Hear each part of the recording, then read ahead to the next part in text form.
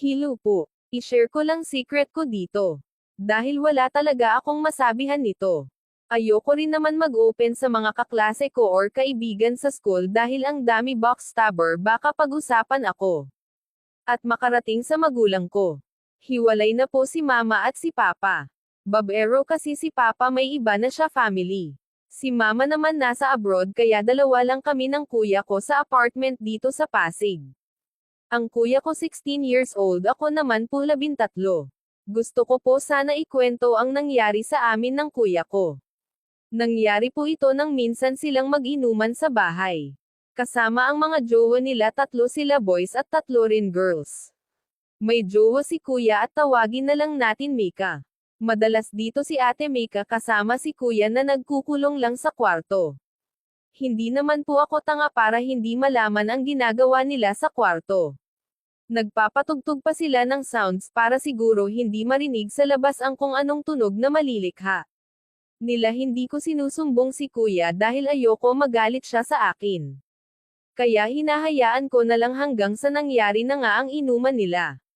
Hindi ko malilimutan. 12 umaga nakatulog na siya sa sofa. 1:00 nilinis na nila ang pinag-inuman nila. At nagpaalam na rin sila sa akin. Kasama nila umuwi na rin si ate Mika. Kaya 2 na lang kami natira ni kuya sa bahay. Sanay kami ni kuya matulog na magkatabi sa kama. Medyo malaki naman ang kama namin at isa lang ang kwarto dito sa bahay. Natulog na rin ako pag alis ng mga bisita ni kuya.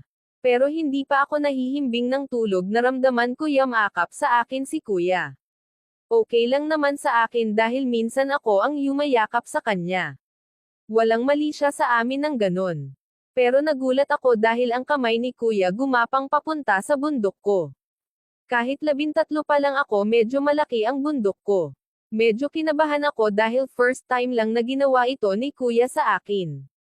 Nararamdaman ko rin sa hita ko. Ang alaga na sobrang tigas. Hindi ako gumalaw sa pwesto ko. Pero kinakabahan ako hanggang sa narinig ko nagsalita si kuya. Na kahit medyo bulol sa kalasinggan, malinaw ko narinig ang sinabi niya, Mika. Sanaj na tanggal ka na. Yan po ang mismo sinabi niya. Hindi pa rin ako gumalaw. Nakiramdam ako na baka panaginip lang ni kuya na kasama niya ang jowa niya na si ate Mika. Pero mas kinabahan ako nang tanggalin niya ang sando na suot ko. Bigla na lang niya kinain ang di. Sa sobrang gulat at kaba, hindi ko nagawang pumalag. At pinahawak yung tubo niya sa akin. Hindi ko alam bakit naging sunod son urine ako kay kuya. Nang gabing yun. Hindi ko rin alam kung bakit ako pumayag. Nagawa niya ipasok niya sa ano ko. Sobrang sakit pero hinayaan ko lang si kuya na gawin iyon habang sinasabi niya na ang sarap Mika. After nang ginawa niya kinabukasan. Hindi ko alam kung paano ko haharapin si kuya. Wala na siya sa higaan namin nang magising ako. Halos 1 oras ako nakahiga bago ako tawagin ni kuya na kumain na daw ako. Normal na normal ang pakitungo sa akin ni kuya. At ngayon wala siyang nabanggit sa nangyari sa amin. Kaya gusto ko lang malaman kung alam ba ni kuya ang ginawa niya o hindi.